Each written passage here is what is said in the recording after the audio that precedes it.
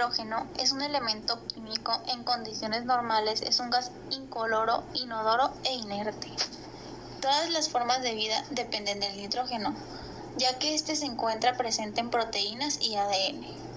Son pocos los organismos capaces de asimilarlos, pero entre ellos se encuentran las procariotas como las cianobacterias.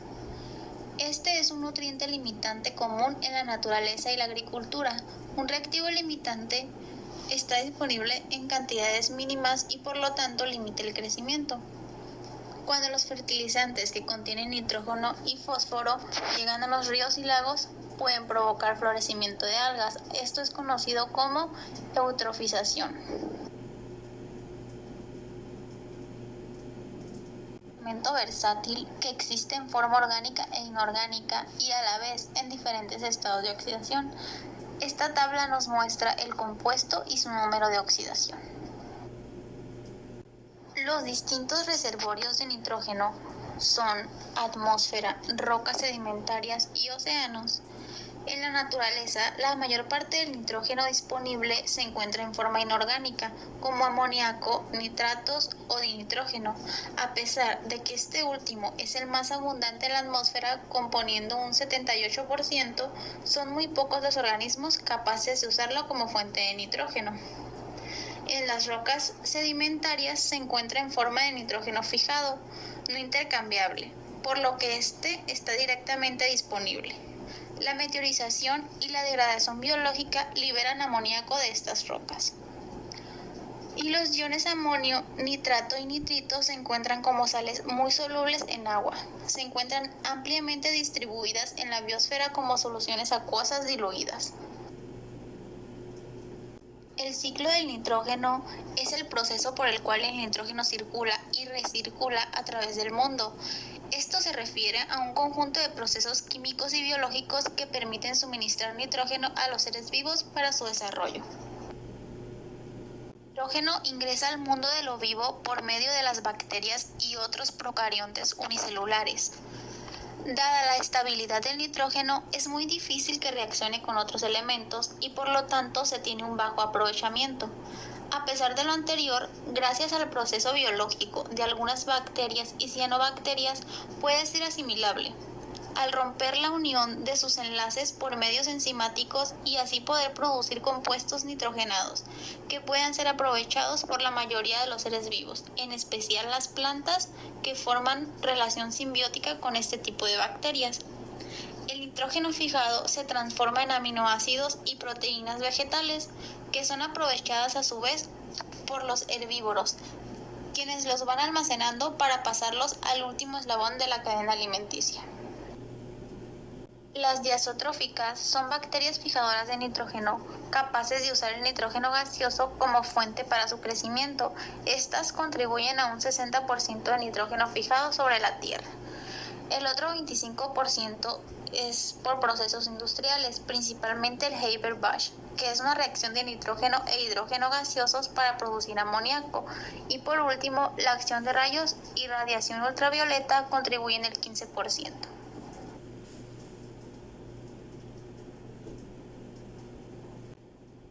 Las etapas del ciclo del nitrógeno son 6: fijación, nitrificación, asimilación, amonificación, inmovilización y desnitrificación. La primera etapa es la fijación. El nitrógeno contenido en la atmósfera de la Tierra es absorbido por las plantas. Una vez que el nitrógeno que se encuentra en forma de gas se transforma en amoníaco, debido a la acción de ciertos microorganismos que hacen vida en el suelo y el agua, quienes se encargan de descomponerlo para que las plantas utilicen los nutrientes para mantenerse vivas. El amonio, primer compuesto estable del proceso, es asimilado por los fijadores libres o transferido al correspondiente hospedador en el caso de la asociación con plantas. Aunque el amoníaco es el producto directo de esta reacción, se ioniza rápidamente a amonio. En diazótrofos de vida libre, el amonio de la nitrogenasa es asimilado en glutamato a través del ciclo de síntesis glutamina-sinteasa. La nitrogenasa, formado por dos metalproteínas, ferroproteína y molibdoferroproteína, está bastante bien conservada en todos los microorganismos fijadores. En la etapa número 2 tenemos la nitrificación. Se llama de esta manera al proceso mediante el cual algunas bacterias presentes en el suelo participan en la oxidación del amoníaco, de la cual se obtiene amonio, que es a su vez oxidado por otras bacterias, transformándolo en nitrato.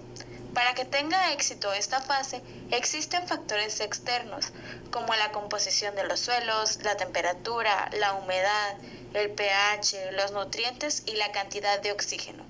En pocas palabras, una vez transformado el nitrógeno en nitrato o amonio, las plantas lo toman del suelo. Las enzimas clave necesarias para obtener energía durante la oxidación del amoníaco a nitrito son amonio monooxigenasa e hidroxilamina oxidorreductasa.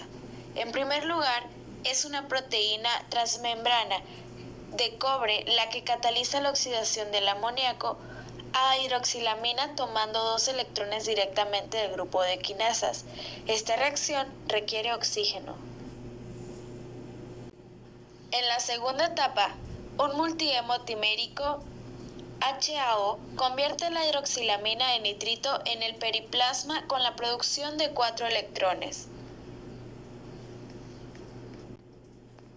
En la tercera etapa tenemos la asimilación. Según Ciciana, Centro de Información y Comunicación Ambiental del Norte de América, dice que justamente en esta etapa del ciclo, las plantas se impregnan del nitrato o del amoníaco, aprovechando la capacidad de absorción de sus raíces. Y ahí inicia el proceso de asimilación y transformación del elemento en nutrientes, fácilmente aprovechables por los seres vivos que las consumen. Cuando los animales consumen los tejidos de las plantas, también asimilan nitrógeno y lo convierten en compuestos animales. En esta fase no actúan bacterias. La cuarta etapa es amonificación.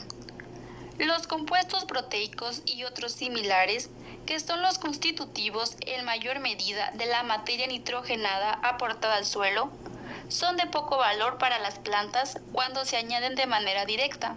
Así, cuando los organismos producen desechos que contienen nitrógeno, como la urea presente en la orina, el ácido úrico en los desechos de las aves, así como los organismos muertos, estos son descompuestos por las bacterias presentes en el suelo y en el agua, como Acetobacter y Clostridium, liberando nitrógeno al medio bajo la forma de amoníaco. En este nuevo proceso de integración de nitrógeno al ciclo, las bacterias fijadoras llevan a cabo la digestión enzimática, por lo que el amonio se degrada en compuestos aminados, como proteasas, peptonas y al final en aminoácidos. Es por esta razón que el proceso se llama aminificación.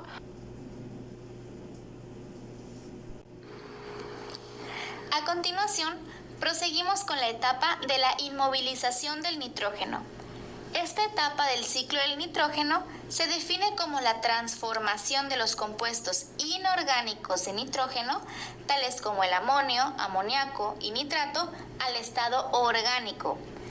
Esto ocurre porque los organismos del suelo asimilan los compuestos de nitrógeno inorgánico y lo transforman en constituyentes nitrogenados orgánicos de sus propias células y tejidos. Ahora vamos a hablar sobre la etapa de la desnitrificación. Esta es la transformación biológica del nitrato en gas nitrógeno, óxido nítrico y óxido nitroso.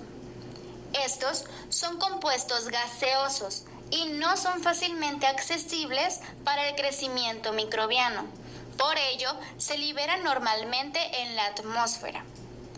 La desnitrificación biológica es una reacción de respiración anaeróbica en la que se elimina el nitrato convirtiéndolo en los compuestos anteriores. Las bacterias desnitrificadoras son bacterias autótrofas aeróbicas, o heterótrofas, que pueden transformarse para tener crecimiento anaeróbico cuando se usa el nitrato como aceptador de electrones. La desnitrificación puede darse por dos vías distintas. La primera es la vía de la reducción diferenciada del nitrato, que requiere condiciones anóxicas y tiene como resultado la liberación de gas nitrógeno. Y la segunda es bajo condiciones aeróbicas. La desnitrificación sigue una vía asimilativa, que es a través de acumulación de nitrógeno en la biomasa. En esta etapa del ciclo, las bacterias desnitrificadoras tienen funciones fundamentales. Estas pertenecen a varios géneros, tales como los mostrados en la siguiente columna. No obstante, como dato curioso, las más extendidas en el agua y en las aguas residuales son Pseudomonas fluorescens, Pseudomonas aeruginosa, Pseudomonas denitrificans y alcalígenes. Estos organismos están por doquier y se encuentran fácilmente en los suelos y en los ambientes de los humedales naturales. Aquí tenemos un esquema que nos representa de forma general el ciclo del nitrógeno, donde se encuentra presente la atmósfera de forma gaseoso como N2 y también con óxidos de nitrógeno.